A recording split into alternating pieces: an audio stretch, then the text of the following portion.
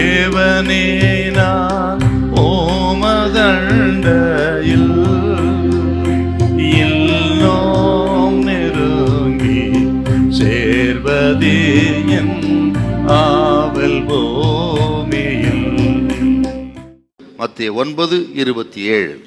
இயேசு அவ்விடம் விட்டு போகையில் 2 குருடர் அவர் பின்னே சென்று, தாவீதின் குமாரனே, எங்களுக்கு இரங்கும் என்று கூப்பிட்டார்கள்.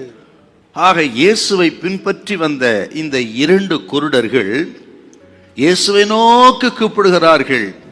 தாவீதின் குமாரனே, எங்களுக்கு இரங்கும் என்று சத்தமிட்டு அவர்கள் கூப்பிட்டார்கள். ஆண்டவர் நோக்கி கூப்பிடுவதற்கு நீங்க வெட்கப்படக்கூடாது.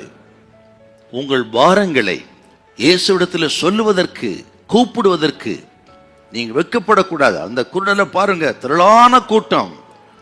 ஆனால் அவைகள் மத்தியில வெட்கப்படல.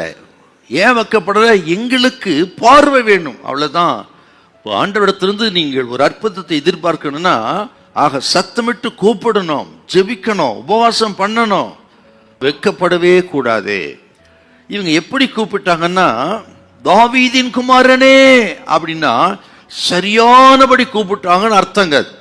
இயேசுவை இவர்கள் யார் என்று சரியாய் அறிந்திருந்தார்கள். இந்த தாவீதின் குமாரன் என்கிற வார்த்தை இருக்கு பாருங்க, மேசியாவை குறிக்கிற ஒரு வார்த்தை இது. அதை சரியாய் அறிந்திருந்து தான் அவர் கூப்பிட்டார்கள். அதனாலதான் சரியானபடி கூப்பிட்டான்னு சொன்னேன். மேசியா தாவீதின் சந்ததியில் தான் வருவார் என்று யூதர்கள் அதிகமாய் நம்பினார்கள். ஆக மேசியா வந்து தங்களை விடுதலையாக்குவார் அப்படின்னு நம்பினார்கள். ஏசாயா 29:18, ஏசாயா 35:5 இதெல்லாம் பார்த்தீங்கன்னா அவர் குருடரின் கண்களை திறக்கிறவர், தாவீதின் குமாரன் மேசியா. அதை சரியாய் அறிந்திருந்தார்கள். ஆகவே இவங்க விசுவாசிக்கிறாங்க, இவர் தான் மேசியா, தாவீதின் குமாரன். அப்படியானால் எங்கள் கண்களை திறக்க இவர் வல்லவராய் இருக்கிறார், இவரால் எங்கள் கண்களை திறக்க முடியும் அப்படின்னு நம்பித்தான் இவர்கள் கூப்பிடுகிறார்கள், தாவீதின் குமாரனே, எங்களுக்கு இரங்கும். இந்த நேரத்தில் கர்த்தருடைய பிள்ளைகளே, நாம் கிறிஸ்துவர்களா இருக்கிறோம். ஆனா எத்தனை பேர் ஆண்டவரை சரியாய் அறிந்திருந்து சரியானபடி கூப்பிடுகிறோம்?